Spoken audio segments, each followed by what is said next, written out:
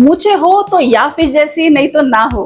लहानपणी हा मासा खूपच क्यूट दिसतो, पण ट्रस्ट मी, एक दिवस तुमचा 4 फुटाचा एक्वेरियम सुद्धा या माशासाठी लहान पडणार आहे.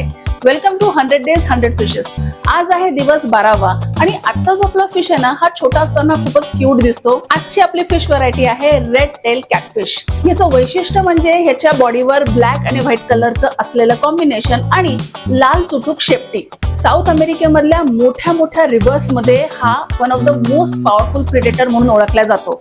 रिव्हर्स जसं काही अमेझॉन, ऑरिनोको, एस्क्वेबू या सगळ्या रिव्हर्स मधनं हा आढळून येतो. हा एक मॉन्स्टर फिश आहे. एक फन फॅक्ट सांगू, ह्याच्या ज्या मिशा आहेत ना, या डेकोरेशन साठी नाही आहेत, ह्या ऍक्च्युली सेन्सर्स आहे.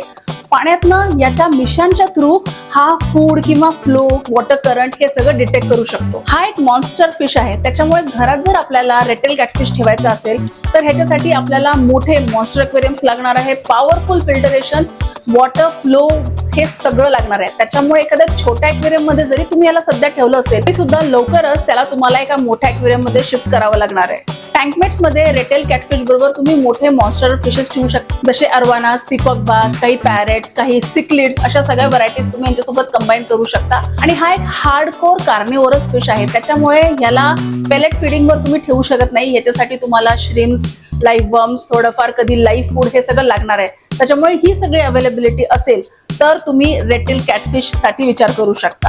हा मेशीवाला मासा तुम्हाला माहिती होता का? तुम्हाला कसा वाटला हे कॉमेंट सेक्शन मध्ये मला नक्की सांगा. आणि उद्या असाच एक इंटरेस्टिंग फिश घेऊन तुम्हाला भेटायला येईन. तोपर्यंत व्हिडिओला पटकन लाईक करून द्या, चॅनलला सबस्क्राईब करा. आणि हो, आता तुम्ही माझ्या एक्वेरियम गॅलरीला विमाननगर पुणे इथे कधीही व्हिजिट करू शकता. डिस्क्रिप्शन मध्ये मी नंबर पण दिलाय, त्यामुळे कॉल सुद्धा करू शकता. Happy fish keeping.